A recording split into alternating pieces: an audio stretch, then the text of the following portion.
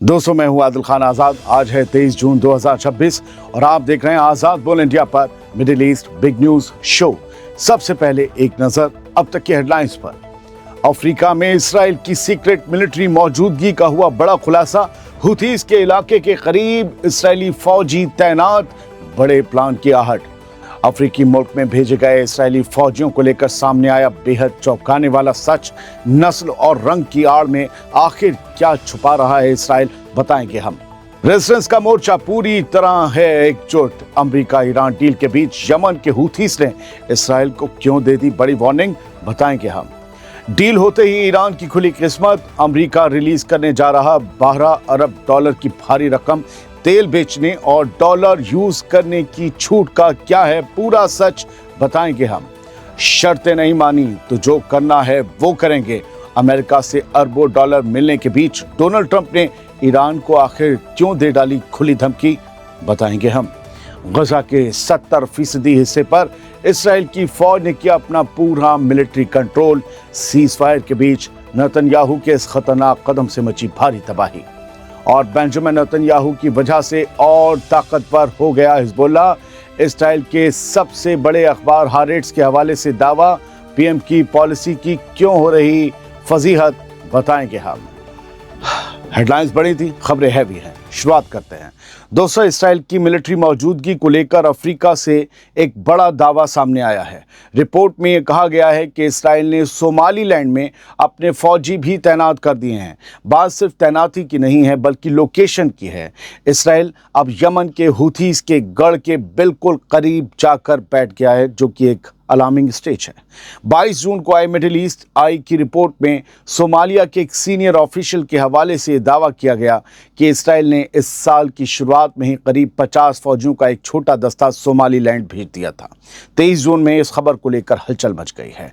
Report के मुताबिक दिसंबर 2025 में इसराइल दुनिया का पहला और अब तक का इकलौता मुल्क बना था जिसने सोमालीलैंड को एक आज़ाद रियासत के तौर पर तस्लीम किया था।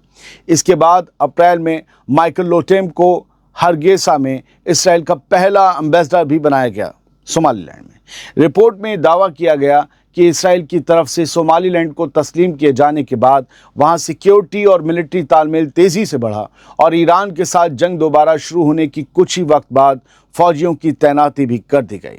सोमालीलैंड के एक ऑफिशियल ने भी मिडिल ईस्ट आई से कहा कि दोनों के बीच एडवांस सिक्योरिटी और मिलिट्री कोऑर्डिनेशन चल रहा है। इसकी बड़ी वजह सोमालीलैंड की वो अहम लोकेशन बताई गई है जो गल्फ ऑफ अदन और रेड सी के उन समुद्री रास्तों के करीब है जहां से दुनिया का बड़ा कारोबारी ट्रैफिक गुजरता है और जहां से यमन के हुथीस के अड्डे बेहद करीब हैं। यहीं तो हुथीस हमले करते थे जहाज़ों पर।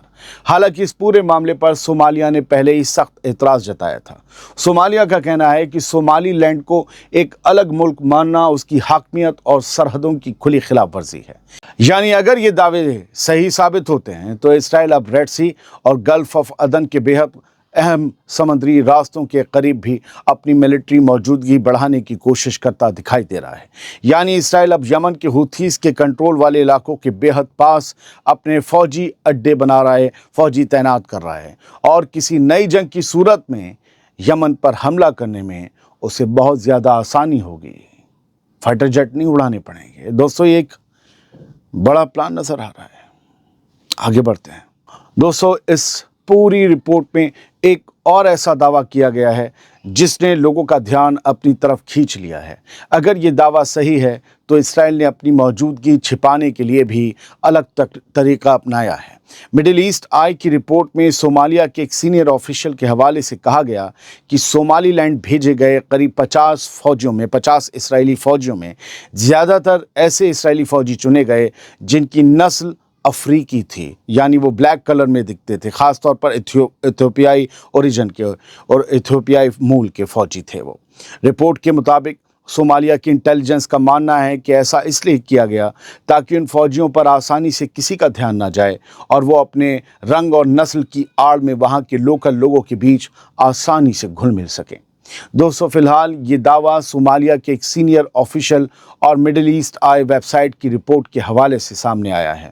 इसराइल की तरफ से इस दावे पर कोई ऑफिशियल बयान अब तक सामने नहीं आया है। दोस्तों, ईरान और अमेरिका के बीच बातचीत जारी है, लेकिन रीजन में ईरान के साथ खड़े होने वाले मुल्क और ग्रुप भी लगातार अपने पैगाम दे रहे हैं। अब यमन के हुथीस की तरफ से भी ईरान के हक में 23 जून की दोपहर 1 बजे के करीब एक बड़ा बयान सामने आया। 23 जून को आई रिपोर्ट के मुताबिक यमन की जनरल मोबिलाइजेशन फोर्सेस ने नए इस्लामी साल के मौके पर जारी अपने बयान में ये कहा है कि फ़लस्तीन का मसला आज भी सबसे अहम मसला है और हमारा पूरा ध्यान उसी पर रहेगा। इस बयान में हुथीस की तरफ से कहा गया है कि फ़लस्तीन की लड़ाई को अलग अलग हिस्सों में बांटने की किसी भी कोशिश को मंजूर नहीं किया जाएगा और इसराइल को ये समझ लेना चाहिए कि रेजिस्टेंस का मोर्चा एकजुट है, मुत्तहिद है। यमन के हुथीस ने अमेरिका और इसराइल के खिलाफ ईरान की कामयाबी की भी खुलकर तारीफ़ की और कहा कि ईरान ने जो बड़ी कामयाबियां हासिल की हैं वो पूरे रीजन के लिए अहम हैं। यानी साफ है कि अमेरिका और इसराइल के साथ टकराव के बाद भी ईरान अकेला नहीं दिख रहा। रीजन में उसके साथ खड़े ग्रुप्स अब भी खुलकर उसका साथ देने और फ़लस्तीन के मसले पर एकजुट रहने का मैसेज दे रहे हैं। अब ईरान के हवाले से खबर सुनिए, ईरान को क्या फ़ायदे हो रहे हैं, कीमत क्या है। ईरान पर से कुछ पाबंदियां हटनी शुरू हो गई हैं और इसके बदले में ईरान क्या हासिल कर रहा है और क्या देने को तैयार हुआ है, इसकी तस्वीर और खबरें अब धीरे धीरे साफ हो रही हैं। अमेरिका के कुछ दावों को ईरान खारिज कर रहा है। ऐसे में टेंशन बढ़ने के भी आसार हैं। डोनाल्ड ट्रंप और दोनों मुल्कों के अफसरान के ताज़ा बयानों से इस डील की कई अहम बातें सामने आई हैं। आइए समझते हैं कि आखिर चल क्या रहा है। 23 जून को आई रिपोर्ट्स के मुताबिक ईरान की तरफ से बातचीत की कमान संभाल रहे मोहम्मद बाकिर गालिबाफ ने यह कहा है कि अमेरिका की पाबंदियों की वजह से फ्रीज पड़े 12 अरब डॉलर के ईरानी फंड रिलीज करने पर रजामंदी बन गई है। ईरान का कहना है कि अमेरिका ने कुछ पाबंदियों में फ़िलहाल नरमी का ऐलान किया है, जिसके बाद ईरान को 21 अगस्त तक तेल और पेट्रोकेमिकल प्रोडक्ट्स बेचने की इजाज़त मिल गई है। इतना ही नहीं, कई दहाइयों के बाद पहली बार ईरान को अमरीकी डॉलर में तेल बेचने की इजाज़त दे दी गई है। ये अपने आप में बहुत बड़े डेवलपमेंट हैं। उधर डोनाल्ड ट्रंप ने दावा किया है कि ईरान इंटरनेशनल न्यूक्लियर इंस्पेक्शन की मुआयने की इजाज़त देने पर राज़ी हो गया है। ट्रंप ने यह भी कहा कि ईरान को जो फंड रिलीज़ किए जाएंगे उनका इस्तेमाल अमरीकी प्रोडक्ट्स खरीदने में किया जाएगा। यानी ईरान अपनी जब्त हुई रकम से सिर्फ अमेरिका में बनने वाले सामान ही खरीद सकेगा। ये ट्रंप का दावा है, ईरान इनकार करता है। अमेरिका के वाइस प्रेसिडेंट जेडी वैंस ने भी कहा कि स्विट्जरलैंड में बातचीत का पहला दिन बहुत अच्छा रहा कल और जल्द ही इंटरनेशनल एटॉमिक एनर्जी IAEA के इंस्पेक्टर्स ईरान लौट सकते हैं। यानी ईरान की न्यूक्लियर साइट्स के अंदर एटम बम है या नहीं, वहाँ किस लेवल तक यूरेनियम को एनरिच किया जा चुका है, ये दुनिया को पता लग जाएगा IAEA के थ्रू। लेकिन दोस्तों, इसके कुछ ही देर बाद ईरान ने अमेरिका के इस दावे को नामंजूर कर दिया। ईरान की फॉरेन मिनिस्ट्री ने साफ कहा कि न्यूक्लियर इंस्पेक्शन को लेकर कोई रजामंदी नहीं दी गई है और न्यूक्लियर प्रोग्राम पर असली बातचीत अभी शुरू भी नहीं हुई है। हालांकि दोनों मुल्कों के दरमियान एक बात पर ज़रूर रजामंदी बनी है। रिपोर्ट के मुताबिक स्ट्रेट ऑफ हॉर्मुज़ में किसी भी गलत फहमी या टकराव से बचने के लिए एक सीधा कम्युनिकेशन चैनल बनाया जाएगा ताकि कारोबारी जहाज़ों की आवाजाही बिना रुकावट जारी रह सके। यानी फ़िलहाल ईरान को अरबों डॉलर के फंड रिलीज़ होने जा रहे हैं, मतलब मोटा फ़ायदा मिलने जा रहा है। तेल बेचने में राहत भी मिल रही है और कई पाबंदियां भी हल्की की जा रही हैं। लेकिन न्यूक्लियर मुआयने और दूसरे सबसे अहम मसलों पर अभी भी दोनों तरफ की बात एक जैसी नहीं है। ऐसे में ये साफ है, असली इम्तिहान अभी बाकी है। यूं कह दें कि सब चंगा सी हो गया, नो, ये एक झूठ होगा। चीज़ें कहते हैं ना कि हालात नाजुक हैं लेकिन कंट्रोल में हैं, वही है। एक और खबर यह है कि ईरान को धमकियां दिए जाने का सिलसिला अभी थमा नहीं है। एक तरफ अमेरिका ने ईरान पर लगी कुछ पाबंदियों में 60 दिन की राहत दे दी है, तो दूसरी तरफ डोनाल्ड ट्रंप ने फिर से खुली धमकी दे डाली है कि अगर ईरान समझौते की शर्तों पर नहीं चला तो अमेरिका वही करेगा जो उसे करना होगा। 23 जून को आई इस रिपोर्ट के मुताबिक अमेरिका ने ईरान पर लगी कुछ पाबंदियों में 60 दिन के लिए नरमी दी है।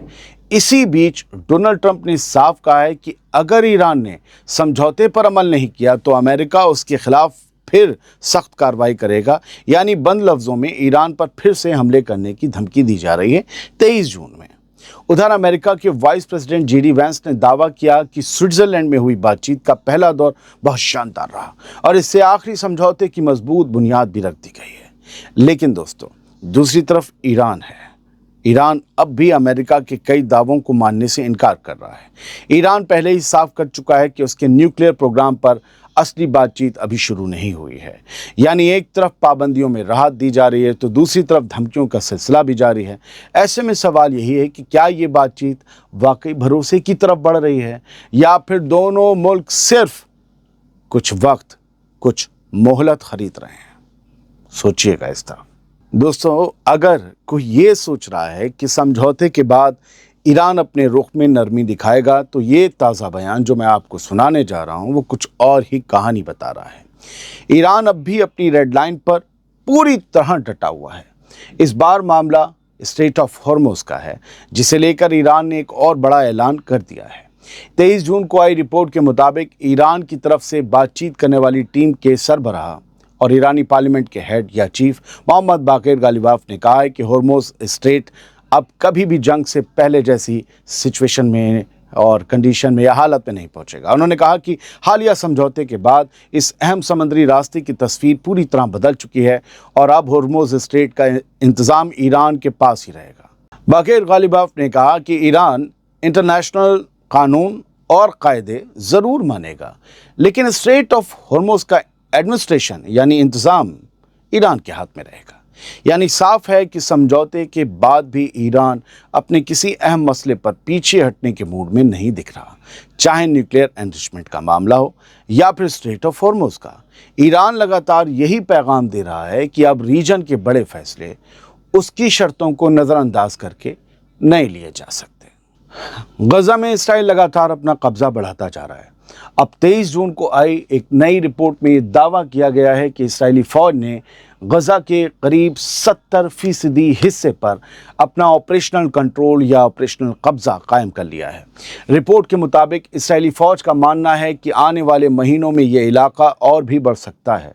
दावा किया गया है कि इसराइली फ़ौज अब अपनी पोजीशन मजबूत कर रही है और अगला कदम उठाने की तैयारी में जुटी हुई है। इसराइल के एक सिक्योरिटी सोर्स ने दावा किया कि हमास सीज़ फायर पर पूरी तरह अमल करने में देर कर रहा है, अपने लड़ाकों की नई भर्ती कर रहा है, ज़मीन पर दोबारा जाल बिछा रहा है और फिर से जंग की तैयारी कर रहा है। ये सारी वजह और बहाने हमला करने के ग्राउंड के तौर पर समझी जा सकती है। मतलब हमला करना है, अगला पूरा जंग वाला माहौल गज़ा में बनाना है, इसलिए ये सारी चीज़ें गिनाई और बताई जा रही हैं। जबकि गज़ा में खाना और दवा नहीं है, जंग की तैयारी कौन कर रहा है पता नहीं। दोस्तों, इसी वजह से इसराइली फ़ौज का कहना है कि गज़ा में उसके कंट्रोल वाले इलाके का दायरा आगे भी बढ़ सकता है और नई मिलिट्री कार्रवाई की तैयारी भी जारी है। यानी सीज़ फायर की बातें अपनी जगह हैं, लेकिन गज़ा की ज़मीन पर इसराइल अब भी अपना कब्ज़ा बढ़ाने की कोशिश में लगा हुआ है और हालात किसी भी वक्त एक बड़े टकराव की तरफ जा सकते हैं। खुद इस्राएली मीडिया में अगर ऐसी खबरें छपने लगे हैं तो आप अंदाजे लगा सकते हैं आसानी से कि क्या होने वाला है। दोस्तों, इसराइल के अंदर से ही अब ऐसी बातें सामने आने लगी हैं जो बेंजामिन नेतन्याहू के दावों पर बड़े सवाल खड़े कर रही हैं। लेबनान का अखबार है अल मयादीन, उसने इसराइली अखबार हारेट्स की एक रिपोर्ट के हवाले से ये दावा किया है कि बेंजामिन नेतन्याहू की पॉलिसी ने हिजबुल्लाह को कमज़ोर नहीं बल्कि और मजबूत कर दिया है। 23 जून को सामने आई इस रिपोर्ट के मुताबिक स्विट्ज़रलैंड में अमेरिका और ईरान के बीच हुई बातचीत का सबसे बड़ा नतीजा ये निकला कि अमेरिका ने लेबनान में सीज़ फायर अमल में लाने के मामले में ईरान को एक अहम पार्टनर के तौर पर मान लिया है। रिपोर्ट ये भी बताती है कि इस बातचीत के बाद हिजबुल्लाह की हैसियत भी पहले से ज़्यादा मजबूत होकर सामने आई है और अब इसराइल को लेबनान के हालात संभालने के लिए ऐसे माहौल में काम करना पड़ रहा है जहां हिजबुल्लाह को नज़रअंदाज करना आसान नहीं रहेगा। हारेट्स के एडिटोरियल में कहा गया कि नेतन्याहू ने कई महीनों तक लेबनान की हुकूमत के साथ ऐसी बातचीत से इनकार किया जिसमें दोनों मुल्कों से कुछ रजामंदियां और कदम उठाने पड़ते, समझे, दोनों मुल्कों की तरफ से। रिपोर्ट के मुताबिक इसी पॉलिसी की वजह से हालात और ज़्यादा बिगड़े। हारेट्स का कहना है कि नेतन्याहू ने एक बार फिर मीडियम रास्ता अपनाने वालों को कमज़ोर किया और सख्त रुख रखने वाली ताकतों को और मजबूत होने का मौका दिया। यानी जिस हिजबुल्लाह को कमज़ोर करने के नाम पर पूरी पॉलिसी बनाई गई थी, अब उसी इसराइल के एक बड़े अखबार का ये कहना है कि नेतन्याहू के फैसलों ने उल्टा हिजबुल्लाह को और मजबूत कर दिया।